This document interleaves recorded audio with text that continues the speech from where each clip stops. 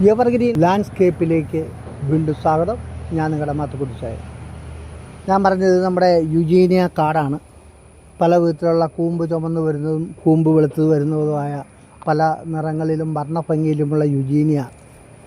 എല്ലാവരും വീട് വെക്കുമ്പോൾ ഇപ്പം ഫ്രണ്ടിൽ കുറച്ച് മിറ്റമുള്ളെങ്കിൽ കൊണ്ട് യുജീനിയ ഒരു 10 എണ്ണം നിരത്തി വെക്കും, അല്ലെങ്കിൽ 10 ഏതെങ്കിലും പാമ്പുകൾ കൊണ്ട് വെക്കും, അല്ലെങ്കിൽ എന്തെങ്കിലും ചെടികൾ കൊണ്ട് വെക്കും. പക്ഷേ എവർഗ്രീൻ നഴ്സറിയുടെ ആളെന്ന നിലയിൽ എനിക്ക് പറയാനുള്ളത്, എപ്പോഴും നിങ്ങളൊരു വീട് വെക്കുമ്പോൾ നിങ്ങളുടെ പരിസരം, വീടിൻ്റെ പരിസരം നിങ്ങളൊരു ഫ്രൂട്ട്സ്, അതായത് ഒരു യുജീനിയ വെക്കുന്ന സ്ഥലത്ത് നിങ്ങൾക്ക് ഒരു മാവ്, അല്ലെങ്കിൽ ഒരു ചാമ്പ, അല്ലെങ്കിൽ ഒരു ബുഷ് ഓറഞ്ച്, അല്ലെങ്കിൽ പച്ചക്കറി തൈകൾ ഇത് വെക്കുകയാണെങ്കിൽ നിങ്ങളുടെ വീട് നിങ്ങൾക്ക് ഈ ചെടികളിലേക്കാളും മനോഹരമായിരിക്കും.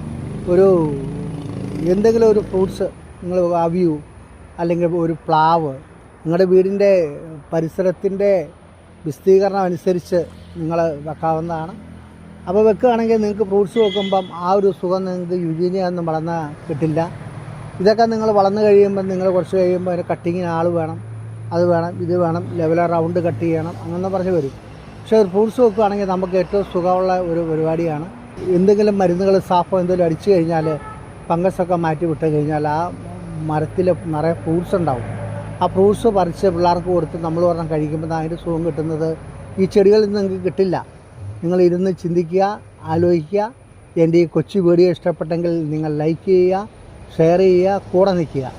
നിങ്ങൾ ചുമ്മാ കിടക്കുന്ന സ്ഥലങ്ങൾ, ഒരു പാറമേട അല്ലെങ്കിൽ വീടിന് ചുറ്റുമുള്ള ഒരു സ്ഥലം ചുമ്മാ കിടക്കുകയാണെങ്കിൽ നമ്മോട് പറഞ്ഞാൽ നമ്മളവിടെ വീട്മാറ്റൊക്കെ വിരിച്ച് നിങ്ങൾക്ക് അവിടെ പച്ചക്കറി തോട്ടമോ അല്ലെങ്കിൽ അതുപോലെ ഫ്രൂട്ട്സോ എന്തെങ്കിലുമൊക്കെ വെച്ച് നല്ല വൃത്തിയാക്കി തരും.